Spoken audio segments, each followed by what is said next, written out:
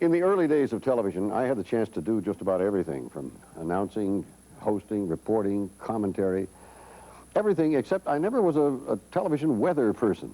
And I think I figured out why recently. I wasn't pretty enough. Television has grown up over the years, and now to be a TV weather forecaster, you don't need to be a pretty face. You need personality. And if you just happen to be a meteorologist also, nobody's going to hold that against you. Up on one of the music.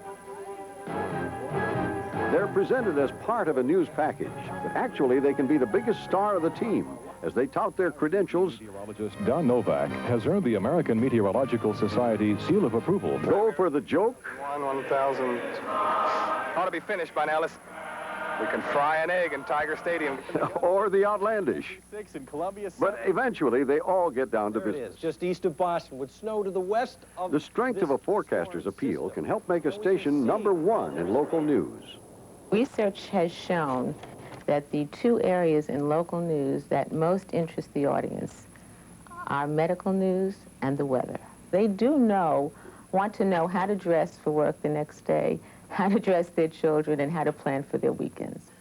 Talent agents such as Carol Cooper are sought out by stations because finding the right weather person is so important to them. I think there are three things that you have to consider in weather. One is humor, one is warmth, and one is knowledge. And there's always going to be one of those three things that will be outstanding. The very warm person is your next-door neighbor, the guy you trust, the guy you like, and he might have a little humor, but his warmth is the key. The meteorologist, on the other hand, particularly in cold climates or severe weather or farm areas where weather is real important, you might have a more serious meteorologist who will rely very little on humor. Here in Los Angeles, where the average yearly temperature is 75 degrees and the rainfall just over 14 inches, there isn't a whole lot to be said about the weather.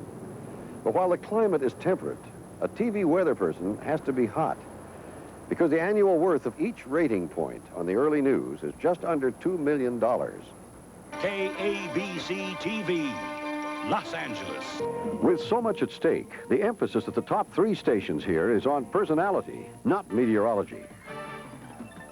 KNBC has a resident comedian, Fritz Coleman. Fritz said it would rain. Fritz said it would rain. At KCBS, Kevin O'Connell is your friendly next-door neighbor.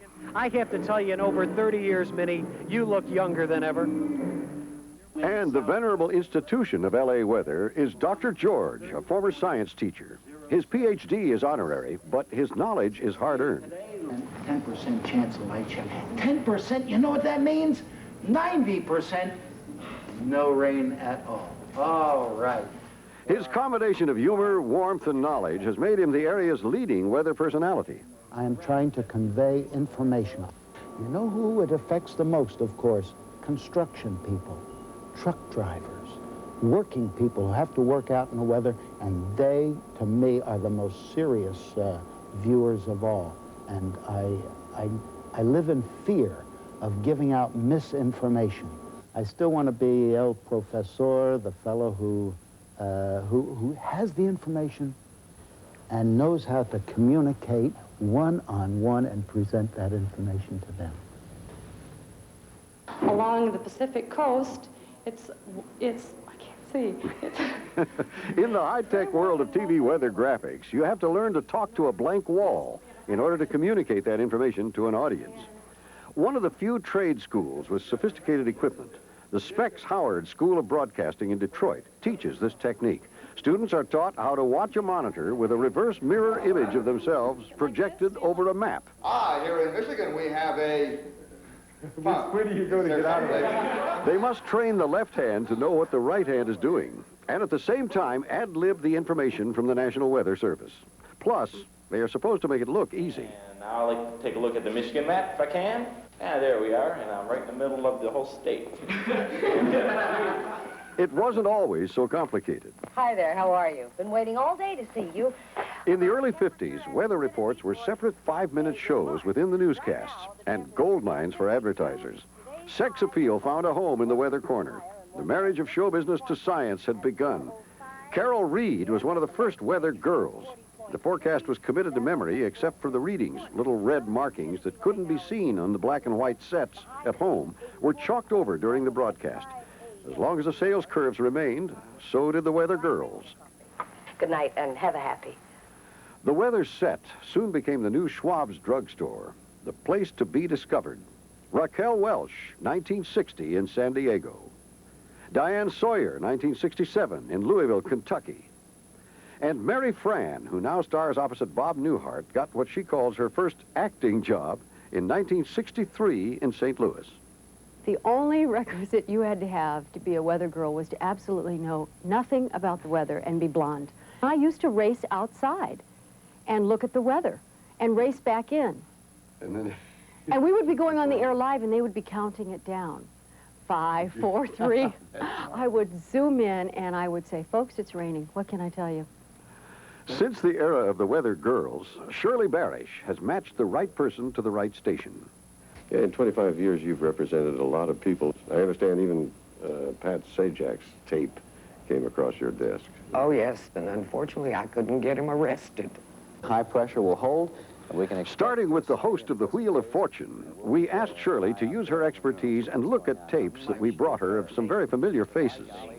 And this is his gimmick. Hello. How are you? Nice to see you. Realize under the laws of Tennessee, we are now legally married, young lady. If I had had this tape, I would have found him probably more placeable than with the tape I had. So now, Suzanne Summers, this, of course, was an audition tape. The warmest part of the country today was Miami Beach, Florida, with suntan temperatures of 96 degrees.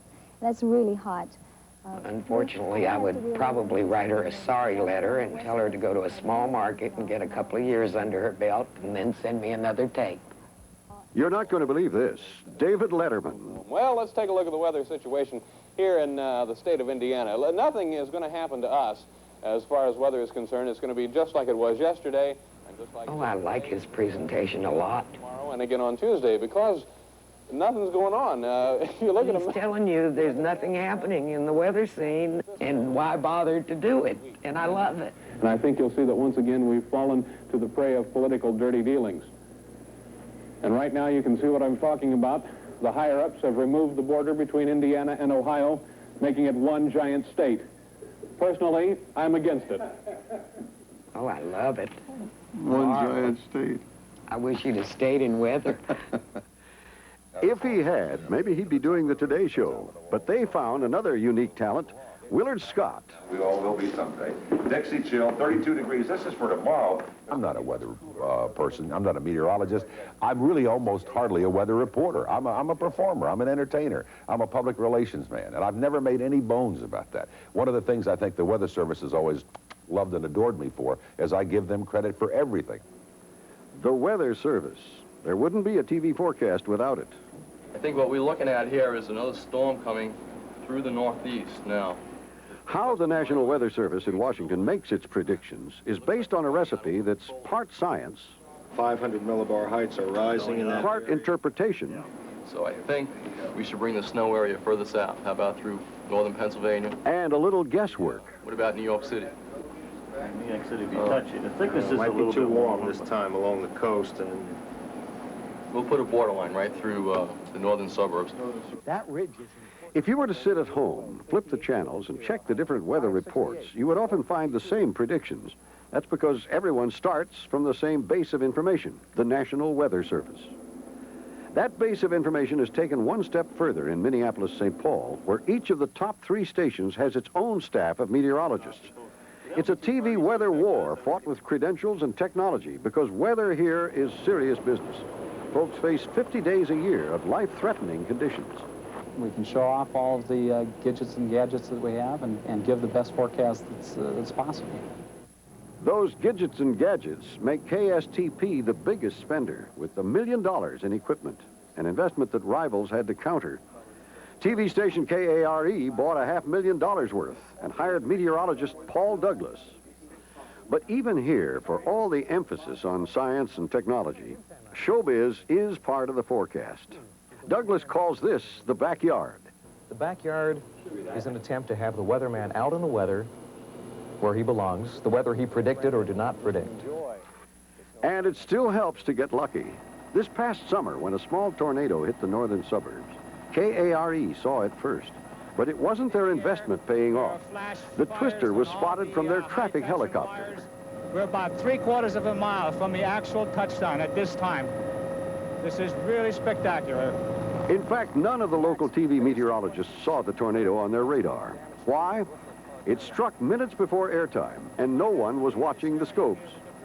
So if the story behind the TV forecasts is communicating, part science, part interpretation, and a measure of luck, how do we decide which weather person is best? Well, experts tell us that it all comes down to this. The one you like is the one you trust.